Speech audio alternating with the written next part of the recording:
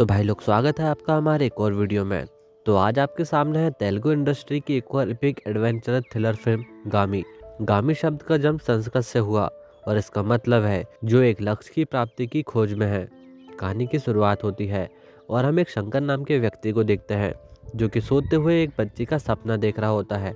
तभी अचानक उसकी नींद खुलती है और वह पाता है कि उसके रहने के स्थान को कुछ लोग जला रहे होते हैं। शंकर एक अघोरी होता है और वह एक आश्रम में रहता है और उसके घर को जलाने वाले उसके साथ ही अघोरी होते हैं और उन सभी का मानना होता है कि उसे देवता के द्वारा एक भयानक श्राप दिया गया है जो कि उनके पूरे आश्रम के लिए ठीक नहीं है, इसलिए वे उसे यहाँ से भगाना चाह रहे होते हैं। शंकर सब कुछ भूल चुका होता है। शंकर को इस आश्रम में सबके गुरु केदार बाबा लाए होते हैं, लेकिन शंकर को कुछ भी याद नहीं होता है और वह अपना अतीत भुला चुका होता है। इसलिए बाकी सभी लोग निर्णय करते हैं कि शंकर को इस आश्रम को छोड़कर जाना होगा। तभी वहां पर एक मौजूद अघोरी उसका साथ देता है और उसे एक अवसर देने की बात करता है, जिसके बाद शंकर को एक अवसर दिया जाता है। यहाँ उसे एक अघोरी से युद्ध करना होता है और अगर वह जीत जाता है तो उसे यहाँ पर रहने दिया जाएगा और अगर वह हार जाता है तो उसे आश्रम को छोड़कर जाना होगा। दोनों के बीच युद्ध स्टार्ट होता है और सब कुछ ठीक चल रहा होता है, लेकिन सामने वाला व्यक्ति शंकर की बीमारी या उनके अनुसार श्राप का फायदा उठाता है और वह उसे टच कर देता है, जिसमें होता यह है कि शंकर का पूरा शरीर नीला पड़ जाता है और वह बेहोश हो जाता है। इस तरह छल से उसे हराया जाता है और आश्रम से निकाल दिया जाता है। आश्रम से निकाल दिए जाने के बाद वह एक स्थान पर बैठा होता है। तभी एक अघोरी उसके पास आता है और वह उससे कहता है कि तुम सालों से इस दर्द को सहन कर रहे हो, क्या तुम्हें इसके बारे में कुछ याद है, ताकि हम इसके उपचार के बारे में कुछ पता कर सके। जिस पर शंकर कहता है कि मुझे कुछ भी याद नहीं है कि मैं कौन हूँ, मैं कहाँ से आया हूँ, मैं कितने ही प्रयत्न क्यों ना कर लूँ, सब कुछ व्यर्थ है। जिस पर वह आदमी कहता है कि तुम्हें 15 वर्ष पहले केदार बाबा यहाँ लाए थे और वे आखिरी बार प्रयागराज में देखे गए थे। और वह आदमी उसे एक पर्चा दे देता है और आगे कहता है कि सिर्फ वही है जो कि तुम्हारी समस्या का हल ढूंढ सकते हैं, इसलिए तुम्हें उन्हें ढूंढना होगा। आगे शंकर सोच रहा होता है जिस सांत्वना स्पर्श की उसे खोज है, क्या वह कभी उसे ढूंढ पाएगा, क्योंकि इसके लिए वह अनेकों प्रयास कर चुका है, लेकिन वह हर बार इसके लिए विफल रहा है। लेकिन वह फिर से एक और प्रयास के बारे में सोचता है और वह केदार बाबा की खोज पर आगे बढ़ता है। यहाँ हम देखते हैं कि शंकर के दिमाग में दो अलग अलग कहानी चल रही होती है, जिसके बारे में शंकर को भी पता नहीं होता है और वह ज्यादातर समय उन्हीं के बारे में सोच रहा होता है कि आखिर वे दोनों कौन हैं, जिन्हें सोचकर वह तड़प उठता है। आगे हम CAT नामक सेल लीगल मेडिकल फैसिलिटी को देखते हैं, जो कि भारत चाइना के बॉर्डर पर कहीं पर होती है, जो कि पूरी तरीके से अवैध होती है, जिसे चाइना का एक व्यक्ति फंड करता है। यहाँ पर हम डॉक्टर बक्सी नाम के एक आदमी को देखते हैं जो कि वहाँ लाए जाने वाले बच्चों पर एक्सपेरिमेंट करता है।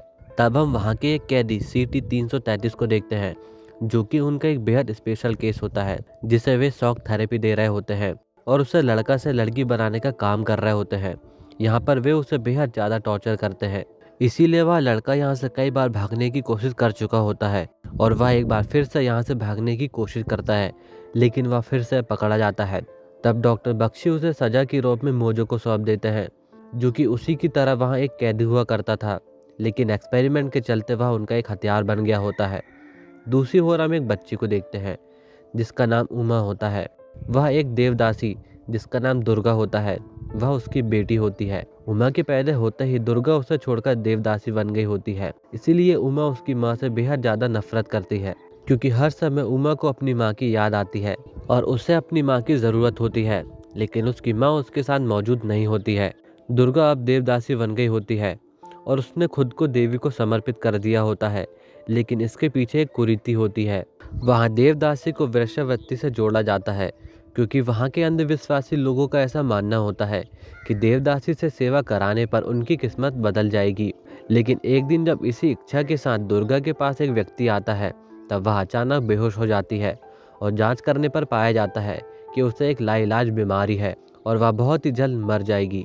जिसके बाद ग्राम के मुखिया उसे देवदासी के पद से हटा देते हैं और ऐसा पूरे गांव में घोषणा करवा दी जाती है। इस तरह शंकर के मन में यह दो कहानी चल रही होती है। इधर केदार बाबा की खोज में शंकर कुंभ के मेले में पहुंचता है। तब उसकी भेंट एक बाबा से होती है जो कि केदार बाबा का एक शिष्य है, वो उन्हें बताते हैं कि 2 साल पहले उन्होंने अपनी अंतिम सांसें ली। यह सुनकर शंकर मायूस हो जाता है और वह वापस आने लगता है। तभी वे व्यक्ति उसे रोकते हैं और वे केदार बाबा की अंतिम इच्छा उसे बताते हैं कि उनकी अंतिम इच्छा के अनुसार ही तुम्हें ढूंढने की कई कोशिश की गई, लेकिन तुम किसी को नहीं मिले। और उन्होंने एक खास चीज़ शंकर को देने के लिए रखी होती है, जिसमें उसकी बीमारी का उपचार होता है। वे उसे आगे बताते हैं कि हर 36 साल में एक बार हिमालय में एक छत्राक होते हैं, जिसमें मनुष्य के अनगिनत रोगों को ठीक करने की क्षमता होती है। और शंकर की मनुष्य से स्पर्श होने वाले रोग का उपचार भी उसे यहीं पर मिलेगा। और शंकर एकदम सही समय पर यहाँ आया होता है, क्योंकि ठीक 15 दिनों के बाद वह समय होगा जबकि वह औषधि हिमालय पर उत्पन्न होगी। अन्यथा 36 वर्ष के बाद ही उसे यह औषधि मिल पाएगी। यहाँ हम देख पाते हैं कि शंकर अपने विजन के कारण काफ़ी परेशान होता है और शंकर गुरुजी की बातें सुने बगैर वहाँ से निकल जाता है। इस तरफ कैदी 333 को बेहद ज़्यादा तड़पाया जा रहा होता है और वह इससे काफ़ी परेशान हो चुका होता है और वह खुद को मारने वाला होता है। तभी अचानक उसके कमरे की छत से एक कैदी नीचे गिर जाता है, जो कि यहाँ से भागने का प्लान बना रहा होता है। वह कैदी कहता है कि वह इस जगह से निकलने की प्लानिंग कर रहा है और वह चींटी की तरह ज़मीन के अंदर से यहाँ से भाग जाएगा। तब कैदी 333 उससे रिक्वेस्ट करता है कि वह उसे अपने साथ ले चले, जिस पर वह कहता है कि यहाँ से निकलते ही यहाँ की सच्चाई सभी के सामने होगी, जिसके बाद यहाँ से सभी लोग निकल जाएंगे और वैसे भी मैं कोई रिस्क नहीं लेना चाहता। जिस पर कैदी कहता है कि अगर मैं यहाँ पर कुछ और समय रहा तो मैं यहीं पर मर जाऊँगा, मुझे अपने साथ ले चलो, मैं तुम्हारी सारी बात मानूंगा। जिस पर वह थोड़ा विचार करता है और उसके बाद मान जाता है। इस तरफ दुर्गा 10 साल बाद अपनी बेटी से मिल रही होती है और वह बेहद खुश होती है। वह पिछले 10 साल से देवदासी होती है, लेकिन सरपंच उसे सिर्फ कुछ ही पैसे देता है। आगे हम देखते हैं कि उमा अपनी माँ की बातों पर ध्यान नहीं देती है और न ही वह उससे अच्छे से बात करती है। इधर शंकर को बार बार यह कहानी दिखाई दे रही होती है और साथ ही वह बच्ची और वह स्पर्श उसे बार बार परेशान कर रहा होता है। जिसके बाद शंकर वापस गुरुजी के पास आता है। गुरुजी उसे बताते हैं कि उस औषधि तक पहुंचने का रास्ता बेहद ज़्यादा कठिन है और वे एक बेहद ज़्यादा चमकते मशरूम है जो कि 24 घंटे के लिए धरती पर आते हैं और उन्हें उन्हीं 24 घंटे के भीतर खाना होता है, नहीं तो औषधि बेकार हो जाती है। और यह सुनने के बाद शंकर के मन में संकोच होता है कि वह जिंदा रहते सब कुछ कर पाएगा या नहीं। जिस पर गुरुजी कहते हैं कि जीवित रहने की आशा ही तुम्हें जिंदा रखेगी, जो कि तुम्हें अब तक जिंदा रखे हैं। जिसके बाद हम एक लड़की को देखते हैं जिसका नाम जानवी होता है। वह एक डॉक्टर होती है और वह पिछले 3 वर्षों से उस औषधि के लिए प्रयास कर रही होती है और वह उस जगह को अच्छी तरीके से जानती होती है। आगे गुरुजी कहते हैं कि वह लड़की तुम्हारी मदद कर सकती है, लेकिन शंकर बिना कुछ सुने वहाँ से चला जाता है। जिसके बाद वह लड़की शंकर से बात करने की कोशिश करती है, लेकिन शंकर उससे बात नहीं करता है। जिस पर वह जाते जाते उसे एक नक्शा दे जाती है। अगले दिन हम देखते हैं कि शंकर जाने की तैयारी कर रहा होता है जब जानवी वहाँ पर आती है और वह शंकर के साथ यात्रा पर निकल पड़ती है और गुरुजी उसे दिन गिनने के लिए एक रुद्राक्ष की माला देते हैं। इधर हम कैदी 333 को देखते हैं। वह कैदी उससे कहता है कि वह लेबोरेटरी रूम से कुछ सर्जिकल टूल्स लेकर आए ताकि वह यहाँ की खुदाई कर सके, लेकिन यह कोई आसान काम नहीं होता है। कैदी 333 वहाँ से निकलकर लेबोरेटरी रूम जाता है और वह टूल्स कलेक्ट करता है, लेकिन उसी समय वहाँ पर डॉक्टर बख्शी आ जाता है और वह कैदी वहीं पर छिप जाता है। यहाँ पर हम देखते हैं और भी कई डॉक्टर होते हैं और वे एक लड़के को वहाँ पर लेकर आते हैं और वे उसका ऑपरेशन करते हैं, जिसे देखकर वह डर जाता है। कैदी 333 जैसे तैसे बचकर टूल्स ले आता है। ईश और उमा स्कूल जाने के लिए तैयार हो रही होती है। इस बीच दुर्गा उमा को समझा रही होती है कि उसे अच्छे से तैयार होना चाहिए और अपना काम अच्छे से और खुद ही करना चाहिए। जिस पर उमा कहती है कि सभी अपना काम अपनी माँ से सीखते हैं, जिस तरह तुमने अपनी माँ से सीखा था, लेकिन मेरे साथ तो तुम नहीं थी, तो मैं यह सब किससे सीखती। जिसके बाद दोनों के बीच में बहस हो जाती है, जो कि दुर्गा को बिल्कुल भी ठीक नहीं लगती है। आगे हम उमा को उसकी दादी के साथ बैठा हुआ देखते हैं। उमा उनसे अपने बारे में पूछती है, जिसके बाद वो बताती है कि वो भी पहले देवदासी हुआ करती थी। आगे वह कहती है कि तुम्हारी माँ बाकियों की माँ की तरह नहीं है। जब तुम पेट में थी तो बहुत सारे ज्योतिषी ने बताया था कि तुम पैदा होते ही मर जाओगी, लेकिन दुर्गा ने किसी की बात नहीं सुनी, बल्कि उसने माता रानी से प्रार्थना की कि अगर तुम ठीक से जन्म ले लेती हो तो वह देवदासी बन जाएगी और वह हमेशा उनकी सेवा करेगी। इस तरह तुम्हारा जन्म हुआ। इसके बाद तुम्हारी माँ देवदासी बन गई, लेकिन तुम्हारे पापा यह सब सहन नहीं कर पाए और वे सब कुछ छोड़कर यहाँ से चले गए और इस तरह दुर्गा ने अपना सब कुछ गंवा दिया। यह सुनकर उमा कुछ नहीं कहती है, बल्कि उसे समझ आता है कि उसने जो भी अपनी माँ के साथ किया वह सब कुछ गलत किया और अब वह देखते ही देखते अपनी माँ को चाहने लगती है और इससे दुर्गा भी काफी खुश होती है। इधर शंकर और जानवी अपने रास्ते पर होते हैं और उनका पहला दिन बीत जाता है।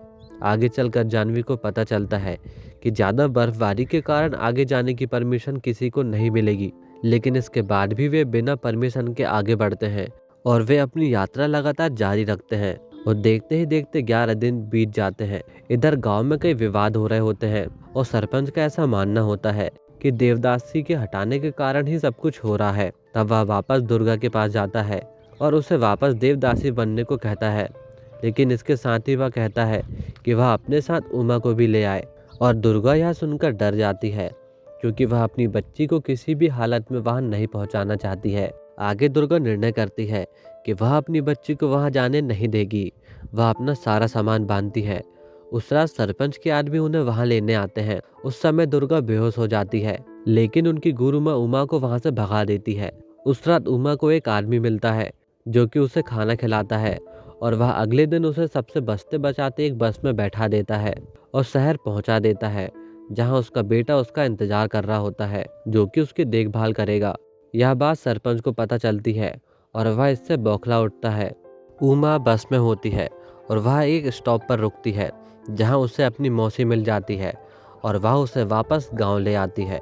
यहाँ पर सरपंच सभी को बेहद पीटता है और मजबूरी में दोनों को देवदासी बनना पड़ता है। रात में जब एक आदमी उमा के पास आता है और वह बेहोश हो जाती है और डॉक्टर जांच करने पर पाते हैं कि वह कोई सामान्य बच्ची नहीं है, बल्कि वह असामान्य है और जिससे सरपंच को बेइज्जती का खतरा होता है, तो वह उसे मारने का फैसला करता है। लेकिन यहाँ पर उसका बेटा उसे रोक लेता है, बल्कि उसके बेटे का दोस्त एक बड़ी राशि देखकर उसे खरीद लेता है और उसे अपने साथ ले जाकर सीएटी को बेच देता है। उमा अकेली होती है और वह बेहद ज्यादा डरी होती है और इसके साथ ही कई बच्चे को कंटेनर पर भरकर ले जाया जा रहा होता है। उमा को बेहद ज्यादा बेहोशी की दवा दी गई होती है, लेकिन ओवरडोज हो जाने के कारण वह नहीं उठती है। तभी डॉक्टर तारा उसे देखती है और उसकी हालत बेहद ज़्यादा खराब होती है। तब डॉक्टर बख्शी उसकी जांच करते हैं कि वह उनके लिए एक स्पेशल केस है। वे उस पर प्रयोग की शुरुआत करते हैं और लगातार उसे बिजली के झटके दिए जाते हैं। यहाँ पर उमा असहाय होती है और वह धीरे धीरे खुद के अस्तित्व को ही भूल जाती है। उमा वास्तव में एक लड़की होती है, लेकिन वह एक ऐसी स्थिति में होती है जिसमें वह उम्र के साथ लड़का बन रही होती है और डॉक्टर बख्शी उसकी यही इच्छा को मारकर उसे लड़की बनाना चाह रहा होता है और इस तरह उस पर अत्याचार जारी होते हैं और वह सेल में कैदी नंबर 333 बन जाती है और कैदी नंबर 333 उस कैदी के साथ भागने की तैयारी कर रहे होते हैं। यहाँ पर वह 333 को बताता है कि वह यहाँ पे एक रिसर्च असिस्टेंट हुआ करता था। पहले ज्वाइनिंग के समय यहाँ पर सब कुछ ठीक था, लेकिन कुछ समय बाद अचानक सब कुछ बदल गया। वहाँ पर एक नया डॉक्टर बख्शी आया। उसका एक ही लक्ष्य था कि वह ह्यूमन माइंड को कंट्रोल कर सके, इसलिए वह भयानक सर्जरी करता था। उसका ऐसा मानना है कि इस सर्जरी से इंसानियत का भला होगा, लेकिन इसके परिणाम बेहद ही बुरे हुए। इस सर्जरी के बाद पेशेंट की जीवित रहने की इच्छा खत्म होने लगी। वे आत्महत्या करने लगे और मैंने यही सच्चाई लोगों के सामने लाने की कोशिश की, लेकिन मैं पकड़ा गया और मुझे यहीं कैद कर लिया गया। इस तरह मैं 2 साल से यहीं पर कैदी हूँ। अब वे यहाँ से निकलने की काफ़ी करीब होते हैं। कैदी 333 इस एक्सपेरिमेंट के चलते सब कुछ भूल गया होता है। वह कैदी उससे कहता है कि तुम मेरे साथ चल सकते हो ताकि तुम अपना जीवन अच्छी से जी सको और खुश रह सको। तभी डॉक्टर तारा की रिपोर्ट डॉक्टर बख्शी तक पहुंचती है और 2 दिन के बाद कैदी 333 का एक नया सेशन होता है। उस रात दोनों भाग रहे होते हैं, लेकिन वे पकड़ा जाते हैं। इस ओर शंकर और जानवी रास्ते पर होते हैं। तभी उनके सामने एक बड़ी चुनौती आ जाती है। उनके सामने एक बेहद बड़ी खाड़ी होती है, जिसके बाद शंकर उसके पार कूदने की कई प्रयास करता है। उसके सारे प्रयास विफल होते हैं, जिसके बाद वह हार मानकर बैठ जाता है। तब जानवी भी उस ओर कूदने का प्रयास करती है, लेकिन गलती से उसकी रस्सी वहीं खुल जाती है। तब शंकर उसे बचाता है, जिसके बाद वे लोग वहां से वापस जाने लगते हैं। जानवी उसे मनाने की कोशिश करती है, लेकिन वह उसकी कोई भी बात नहीं सुनता है। और वहाँ से जाने लगता है। लेकिन उसी समय वहाँ की बर्फ टूट जाती है और जानवी वहाँ पर फंस जाती है, जिसके बाद शंकर फिर से उसकी जान बचाता है। आगे जानवी उसे बताती है कि उसका एक 3 साल का बेटा है। जानवी का पास्ट काफ़ी खराब रहा है, उसने बहुत दुख सहे हैं और जानवी की तरह इस दुनिया में लाखों लोग हैं जो कि अपना दर्द सहन कर रहे हैं। इसलिए जानवी उन सभी के लिए वह मशरूम लेने आई होती है जो कि उनकी याददाश्त मिटाने में सहायक है, और वह इसके सैंपल की स्टडी करना चाहती है ताकि वह अपनों की तरह लोगों का उपचार कर सके। इसलिए वह बिना औषधि के किसी हालत पर वापस नहीं जाना चाहती है। लेकिन आज उनका अंतिम दिन होता है और अगली तिथि 36 साल के बाद होती है। तभी जानवी को सामने वाले पहाड़ पर रोशनी दिखाई देती है, यानी अभी भी उम्मीद है, यानी अभी भी उम्मीद होती है कि वे उस औषधि तक पहुंच सकते हैं। शंकर उस ओर जाने की तैयारी करता है। वह एक रस्सी को दूसरी ओर बांध देता है और जानवी उस रस्सी के सहारे उसे पार कर रही होती है। लेकिन कुछ दूर के चलते ही उसका जूता अटक जाता है। तब शंकर उसकी मदद के लिए आगे बढ़ता है, लेकिन रस्सी टूट जाती है और वे एक बर्फीले टीले पर जाकर अटक जाते हैं। और जैसे तैसे वे उस औषधि तक पहुंचते हैं, लेकिन देर हो जाती है और समय समाप्त हो जाता है और उनके हाथ पर कुछ भी नहीं लगता है। और तभी वह टीला ढह जाता है और वे नीचे गिर जाते हैं। और जब शंकर की आंखें खुलती है तो वह अपने को कुछ बौद्ध भिक्षु के सामने पाता है। आंखें खुलते ही शंकर सबसे पहले जानवी के बारे में पूछता है, जिस पर वे उसे बताते हैं कि गिरते समय वह एक पेड़ पर फंस गई थी और वे उसे बचा नहीं पाए। और यह सुनकर शंकर को बेहद दुख होता है। आगे वह उनसे कहता है कि मैं सब कुछ खो चुका हूँ, जीने की कोई भी वजह नहीं है, सिर्फ दर्द है। जिस पर भिक्षु उससे कहते हैं कि इस दर्द की वजह को पहचानो, जिससे तुम्हें जीने की वजह मिलेगी। और वैसे भी जो भी होता है वह हमारे वश में नहीं होता है, लेकिन उसका सामना करना हमारे वश में होता है। और यहीं पर शंकर अपने विजन के बारे में भिक्षु को बताता है, जिस पर वह 2 बच्चे को देखता है, लेकिन वह दोनों को नहीं जानता है। जिस पर वे उससे कहते हैं कि तुम्हारी जिंदगी हो सकता है कि उनकी अमानत हो, इसलिए तुम उनके ऋणी हो चुके हो और उनकी पीड़ा समाप्त करके तुम ऋण मुक्त हो सकते हो और तुम्हारी समस्या भी समाप्त हो जाएगी। जिसके बाद वह उन दोनों को ढूंढने के लिए चल पड़ता है। वह चील के सहारे आगे बढ़ रहा होता है, जो कि उसे अपने विजन पर भी दिखाई दे रही होती है। तभी एक शेर उस पर हमला करता है और वह बर्फ के अंदर एक सुरंग जैसी जगह पर पहुंच जाता है, जहां उसे एक टूल मिलता है। इस तरफ दोनों भाग रहे होते हैं, लेकिन वे पकड़ा जाते हैं। उस कैदी को मार दिया जाता है और कैदी नंबर 333 को एक्सपेरिमेंट के लिए भेजा जाता है। उसे लड़कों की फोटो दिखाई जाती है और उसके साथ कुछ भी नहीं किया जाता है। फिर उसे लड़की की फोटो दिखाई जाती है, जिसके बाद उसे शॉक दिया जाता है। लेकिन इस बार बिजली में कुछ गड़बड़ी हो जाती है, जिसके चलते उसे बिजली का ओवरडोज दिया जाता है और इसके परिणाम स्वरूप उसे एक गंभीर बीमारी हो जाती है। और इस बात से डॉक्टर बख्शी काफ़ी नाराज हो जाता है, क्योंकि अगर ये केस बिगड़ा तो उनकी फंडिंग रुक जाएगी। कैदी 333 जीने की सारी उम्मीद खो चुका होता है और वह फिर से खुद को मारने वाला होता है। तभी वह फिर से भागने की सोचता है और उसे कंटेनर के बारे में ख्याल आता है, जिस पर उनके लिए खाना आता है। वह जाकर उस पर छिप जाता है और उसके हाथ में एक टूल होता है, जिसके सहारे वह उस कंटेनर को बाहर खोलता है और वहां से भागने पर कामयाब होता है। लेकिन उसकी हालत अब काफी खराब हो चुकी होती है। वह अधमरी हालत में होता है और वह बाहर जाकर बेहोश हो जाता है। और बाहर हम देखते हैं कि डॉक्टर बख्शी ने उसके पीछे शिकारी कुत्ते छोड़ दिए होते हैं। तभी हम एक बाबा को देखते हैं जो कि उसकी सहायता करते हैं और वे उसे बचा पाते हैं, जो कि कोई और नहीं बल्कि केदार बाबा होते हैं। और इस तरफ जो टूल शंकर को मिला होता है वह किसी और का नहीं बल्कि कैदी नंबर 333 का होता है।